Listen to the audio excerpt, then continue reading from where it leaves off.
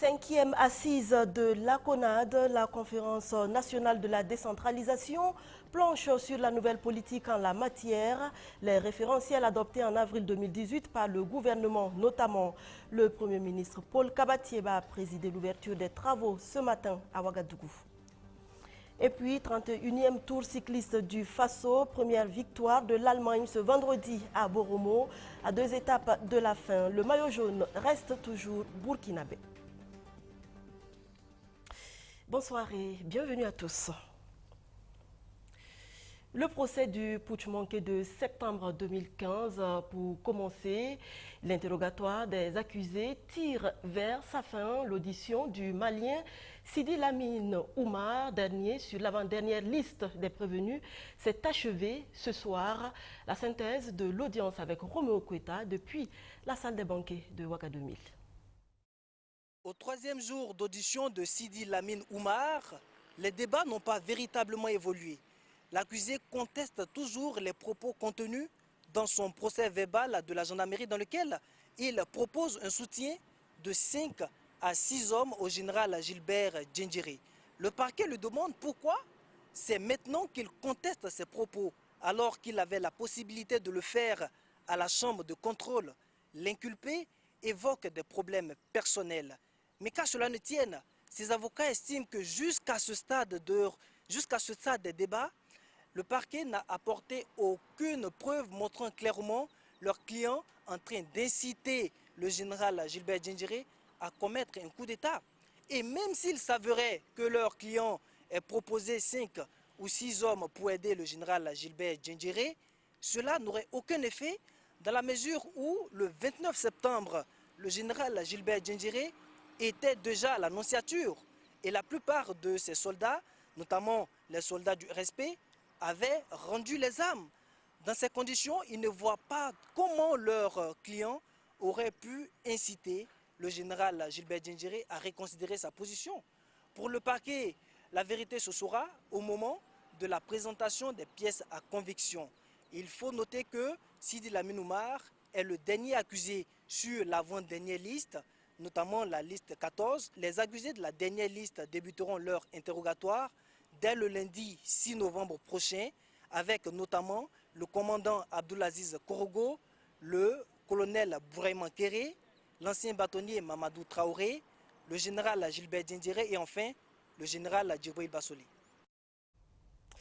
Faire de la décentralisation l'outil essentiel de la réalisation de la démocratie et du développement à la base au Burkina Faso. C'est tout l'enjeu de ce modèle de gouvernance en vigueur dans le pays depuis maintenant 2 décennies. Pour dynamiser le processus, des réformes ont été engagées en avril dernier par le gouvernement. Des réformes qui étaient au cœur ce vendredi des 5e assises de la CONAD, la conférence nationale de la décentralisation. Madina Sienou.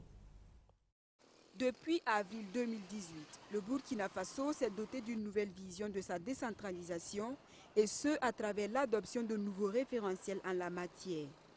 Ce changement de vision devrait permettre de faire de la décentralisation le pilier essentiel de la démocratie et du développement à la base, tel que voulu par le président Roch-Marc Christian Kaboré. Les principaux acteurs du domaine réunis ici à Ouagadougou dans le cadre de la conférence nationale de la décentralisation vont s'approprier ces nouveaux référentiels pour leur mise en œuvre opérationnelle sur l'ensemble du territoire national. La conférence nationale de la décentralisation, CONAD, faut-il le rappeler, est l'instance suprême décisionnelle de la décentralisation dans notre pays. À ce titre, elle est chargée de l'évaluation et de l'orientation de la mise en œuvre du processus de décentralisation dans notre pays.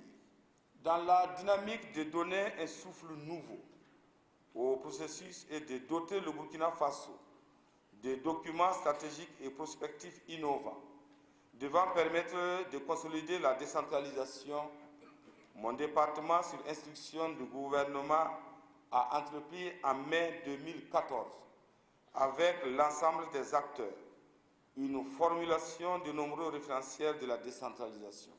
Ces 5e assises de la Conférence nationale de la décentralisation viennent plus que jamais réaffirmer l'engagement du gouvernement à définir l'avenir souhaité de la décentralisation à l'horizon 2040. Le gouvernement est déterminé. Le gouvernement est déterminé à poursuivre la politique de décentralisation et à l'approfondir. C'est un enjeu pour enraciner définitivement et durablement la démocratie dans notre pays. C'est un enjeu également d'efficacité administrative et économique pour notre pays. Car ce qui peut se faire le mieux à l'échelon local doit être fait à l'échelon local. Ce qui se fait à l'échelon de l'État central, ce ne sont que les missions régaliennes en réalité. La politique étrangère, la défense, l'administration centrale, etc., etc. Donc nous sommes résolument engagés dans cette politique-là et il faut que tout le monde travaille dans ce sens-là. Donc c'est ça que je suis venu affirmer aujourd'hui et j'invite en tout cas tous les acteurs, tous doivent travailler main dans la main pour que en tout cas cette 5e session de la conférence nationale de la décentralisation soit un succès et que ça ouvre les portes pour la mise en œuvre opérationnelle de cette nouvelle dynamique. Les référentiels de la décentralisation au Burkina Faso, des réformes majeures pour des collectivités territoriales plus performantes, c'est sous ce thème que se tient ce 2 novembre la 5e conférence nationale de la décentralisation. Une année après leur installation, les équipements solaires ont-ils apporté un changement qualitatif dans le fonctionnement de la direction provinciale des impôts de l'Oubri-Tenga? La coopération suisse qui appuie le projet est allée au constat mardi dernier. Mamounata Kabouri. La coopération suisse sur les pas de ses réalisations à la direction provinciale des impôts de l'Oubri-Tenga. En 2017, la coopération suisse a procédé à l'installation d'équipements d'énergie solaire dans le service des impôts à Zignaré afin d'aider à la collecte des impôts. Ce 30 octobre, c'est une délégation qui est venue s'enquérir de l'apport de ces installations à la performance de la direction provinciale des impôts. Oui, on a eu un échange assez intéressant, on a appris aussi beaucoup, on vient aussi ici pour apprendre de vous, comment vous voyez les choses là. Et ce qu'on a vu, que tout le monde est content, pour moi, comme ancien syndic, c'est même intéressant de voir que la Chambre de commerce est content avec le nouveau système. Ça veut dire que ouais, les citoyens, les entreprises et aussi l'administration est très content. Alors c'est un succès, je pense. C'est un succès et le directeur général des impôts l'a bien constaté dans le fonctionnement de ces directions provinciales depuis l'installation de ces équipements en énergie solaire. Depuis qu'on a installé ces équipements-là, les services n'ont plus de coupure d'électricité. Ici à Zignaré, nous avons en plus de l'énergie solaire une nouvelle installation, en tout cas de connexion informatique, ce qui permet de travailler de façon continue sur le système informatique de la Direction générale des impôts pour simplifier les procédures, pour automatiser les procédures, pour rendre la DPI beaucoup plus performante.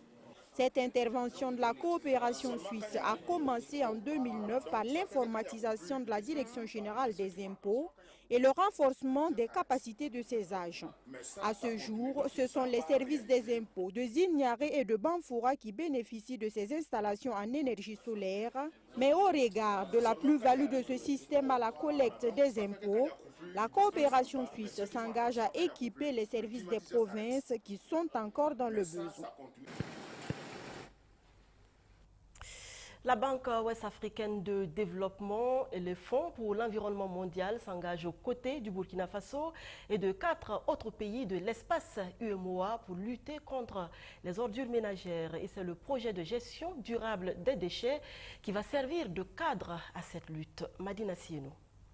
Avec une urbanisation et une démographie galopante durant ces 10 dernières années, la capitale burkinabé est plus que jamais confrontée aux problèmes d'assainissement. Par an, la ville de Ouagadougou produit à elle seule plus de 300 000 tonnes d'ordures. Le projet de gestion durable des déchets dont bénéficie la ville devrait pouvoir améliorer sa politique en matière d'assainissement et de gestion des déchets. Il est initié par la Banque ouest-africaine de développement en collaboration avec le Fonds pour l'environnement mondial. Cet atelier vise à élaborer des stratégies de mise en œuvre de la gestion durable des déchets en vue de faire de Ouagadougou une commune de l'économie verte. Comme vous le savez, la question du déchet, la question des déchets est une question cruciale pour nos villes aujourd'hui, avec l'accroissement de la population, avec la production des déchets. Donc, ce qui a été fait jusqu'à présent, ça consistait à déplacer, n'est-ce pas, ces déchets-là. Donc, on se débarrasse, on sort les déchets de nos habitations, de nos cadres de vie, pour aller les déposer ailleurs. Aujourd'hui, on veut aller au-delà de ça, n'est-ce pas? Aller au-delà de ça, n'est-ce pas, c'est de créer autour de la gestion de déchets des conditions propices pour la création, n'est-ce pas, des emplois verts, n'est-ce pas, pour une autre façon de gérer ces déchets-là, pour que, en réalité, le projet puisse se prendre en charge. Selon le premier adjoint au maire de la capitale burkinabé, la gestion des déchets figure en bonne place dans le programme du conseil municipal. L'assainissement de notre environnement nous tient à cœur et ce projet va nous permettre de maîtriser nos déchets solides. Avec des partenaires tels que la BOAD et le Fonds mondial pour l'environnement, nous sommes convaincus que nous mènerons à bien ce projet. L'atelier de mise en œuvre de la gestion durable des déchets va durer 48 heures. À terme, 5 pays de l'espace communautaire ouest-africain vont bénéficier de ce projet. Le commerce burkinabé se porte bien dans son ensemble du point de vue de la concurrence. C'est la Chambre de commerce et d'industrie du Burkina Faso qui le révèle au terme d'une enquête. Sandrine Zougouri. En 1980, le Burkina Faso optait pour la liberté d'entreprendre pour favoriser le développement d'une économie à travers des entreprises compétitives et créatrices d'emplois. Un choix qui a suscité plus tard la naissance d'un marché libre et transparent. Avec une contribution au produit intérieur brut PIB à hauteur de 13,21% en 1980, la contribution du commerce est passée aujourd'hui à 67% selon la Commission nationale de la concurrence et de la consommation qui a réalisé une étude sur la contribution du commerce dans l'économie burkinabé. La situation est un peu disparate quand vous partez d'un secteur à l'autre. Vous avez constaté donc lors de la présentation du résumé de l'étude que quand on prend des secteurs comme la cimenterie ou le secteur des banques et des finances, la concurrence est rude et on a une concurrence assez, en tout cas très féroce entre les différents acteurs. De même que dans les secteurs du commerce. Par contre, si vous partez dans des secteurs comme l'industrie cotonnière, vous constaterez que la concurrence n'est pas assez rude parce que c'est un secteur réglementé où les zones cotonnières sont bien déterminées par entreprises intervenantes de sorte que ce n'est pas un secteur concurrentiel à 100% comme on le conçoit en économie. Le rapport note également des avancées significatives qui permettent aux entreprises burkinabées de supporter le poids de la concurrence. Le commerce, en termes de concurrence, bien entendu, se porte relativement bien dans notre pays, puisque l'opinion majoritaire qui s'est dégagée par rapport à l'application de la texte de concurrence dans notre pays, l'opinion majoritaire se situe dans la catégorie moyen. Voilà. Donc c'est un état relativement satisfaisant du commerce dans notre pays, au regard de l'application des textes de la concurrence, aussi bien nationale que communautaire, puisque les textes communautaires sont d'application dans notre pays. Il s'agit des textes communautaires UEMOA et des textes communautaires, bien entendu, CEDEAO en matière de concurrence. 6 mois, c'est le temps mis pour réaliser cette étude rendue publique ce 30 octobre. Des données qui rassurent la Chambre de commerce et d'industrie du Burkina Faso. Elle compte organiser une série de sensibilisations et de formations pour renforcer davantage les connaissances de ces acteurs afin de les permettre d'être plus compétents sur le marché international. La Chambre de commerce et d'industrie du Burkina Faso, dont une délégation consulaire était hier jeudi sur le site du CIAO, le Salon international de l'artisanat de Ouagadougou, qui bat son plein depuis vendredi dernier. Répondant à l'invite du ministre en charge de l'artisanat, les visiteurs du jour ont pu noter l'évolution du salon depuis sa création. Alfred Thué. Une délégation du bureau consulaire de la Chambre de commerce et d'industrie du Burkina, admiratif des œuvres des artisans présentes au CIAO, le Salon international de l'artisanat de Ouagadougou. Une réunion est même improvisée autour de cette table Made in Nigeria. Elle n'aura duré que 30 secondes, le temps pour les visiteurs du jour de se rappeler les premières éditions du CIAO. Je constate que le CIAO a vraiment grandi. Quand je me rappelle des débuts de la semaine de l'artisanat qu'on a appelée Artisanat 84, la Chambre de commerce était à l'œuvre déjà, avec Issa Dominique Konaté qui était à l'époque secrétaire général de la Chambre de commerce. Et nous sommes très fiers aujourd'hui de voir que c'est devenu une grande institution, une institution africaine. Les débuts ont été difficiles, ça a progressé, c'est devenu quelque chose de très important pour le monde de l'artisanat et le monde du commerce. Des objets utilitaires aux objets de décoration, les membres du bureau consulaire ont pu s'imprégner de l'ingéniosité des artisans. Ce qui m'a le plus impressionné, c'est la créativité. Je me rends compte que les uns et les autres réfléchissent. Je me rends compte que tout le monde cherche aujourd'hui à améliorer et à créer.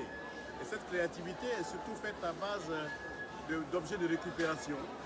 Ces objets de récupération ont plusieurs fonctions. Et ce qui est le plus important pour nous, c'est que ça permet aussi d'assainir l'environnement. Ce qui nous fait plaisir et nous encourageons tous les artistes et tous les artisans de continuer à faire ce genre de travail. Cette visite de la délégation du bureau consulaire de la CCBF fait suite à la demande du ministre en charge de l'artisanat. Il exhorte les populations à venir visiter les stands. Sur le site du CIAO, hier jeudi également, le chef de la diplomatie burkinabé, Alpha Bari, est allé soutenir son homologue Harouna Kaboré et les différents exposants, mais aussi et surtout faire ses emplettes. Natacha Ouedraogo.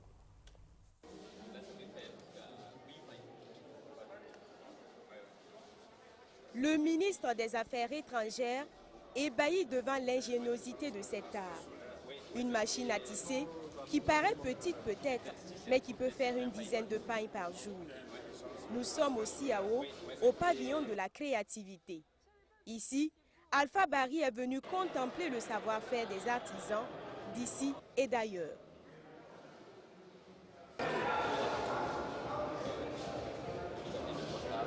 Halte après au pavillon arc-en-ciel. Là aussi, c'est le même scénario.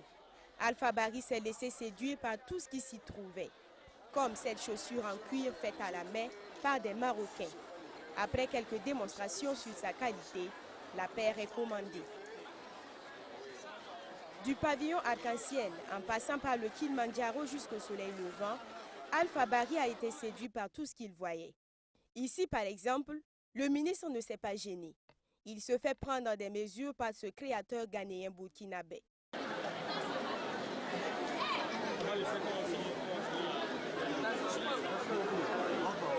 Pendant près de 2 heures, Alpha Bari ne s'est pas ennuyé. Nous pensons que l'artisanat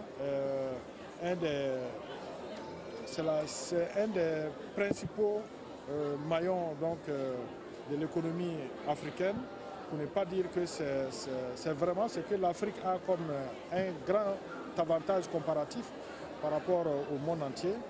Donc il faut valoriser cet artisanat-là, de sorte que l'Afrique ait quelque chose, dans le Conseil des Nations, ait quelque chose à vendre. Et quand on fait le tour ici, on se rend compte que l'Afrique peut avoir sa place. Et donc tout cela nous donne espoir. Le ministre en charge de l'artisanat accueille cette visite avec beaucoup d'enthousiasme. Il dit attendre les critiques objectives de celui-là même, qui est toujours entre 2 avions. Il est venu en soutien, mais il est venu aussi en expert de quelqu'un qui a vu pas mal d'événements dans le monde. Et je sais qu'il nous dira là où est-ce qu'il faut améliorer. Parce que vous savez très bien, toute œuvre humaine est perfectible. Et c'est en cela que, même s'il ne dit pas tout devant les caméras, nous on va le chercher pour qu'il nous dise là où on va améliorer. Et on va travailler à faire les choses davantage pour avancer. Les conseils attendus du ministre Alpha Bari permettront certainement d'améliorer les choses à la 16e édition prévue pour 2020. Plus que 2 étapes et le Tour du Faso 2018 va livrer son verdict. 8e étape et première victoire de l'Allemagne ce vendredi. Mais le maillot jaune reste entre les mains des Burkinabés. Bobo Boromo nous est conté par Luc Pagbelgem. Hermann Keller signe la première victoire allemande sur le Tour du Faso. L'Allemand s'est imposé après un sprint disputé sur la ligne d'arrivée à Boromo. La 8e et avant-dernière étape de ce Tour du Faso est la plus longue avec une distance de 176 km à parcourir entre Bobo Dioulasso et Boromo. Les coureurs vont s'observer pendant un long temps avant de procéder par des attaques par endroits. Ces attaques verront un petit groupe s'échapper jusqu'au premier et deuxième sprint intermédiaire. Le capitaine des étalons Abdul Aziz Nikiema est dans les roues des Allemands dès cette première échappée. De 5 minutes d'écart entre les échappés et le peloton, l'écart va se dissiper peu à peu pour voir un peloton groupé entrer à Boromo et accueilli par hommes géants et population des balais. Un tour après, le sprint est lancé. Attention, c'est l'Europe qui est devant. L'Europe, est-ce que l'Afrique va attaquer? On se pose la question. Attention, attention, attention. Oh là là là là là là là. On attend de voir. L'arrivée est serrée. L'arrivée est serrée. Hermann Keller s'impose de justesse devant Seydou Bamogo. À 2 étapes de savourer le maillot jaune, les étalons préfèrent rouler prudent. Veil Banga qui était bien placé pour le maillot jaune. Mais bon, on ne pouvait pas prendre des risques parce qu'il y a les Camerounais aussi qui étaient bien placés. Bon, donc je n'ai pas voulu rouler à fond parce qu'au cas si Banga gagne une panne mécanique, c'est foutu pour nous. Donc déjà, je ne voulais pas aller à fond. C'est ça qui a fait qu'on n'a pas gagné l'étape aujourd'hui. Sinon, on pouvait rouler à fond pour venir. Mais bon, il ne faut pas prendre des risques.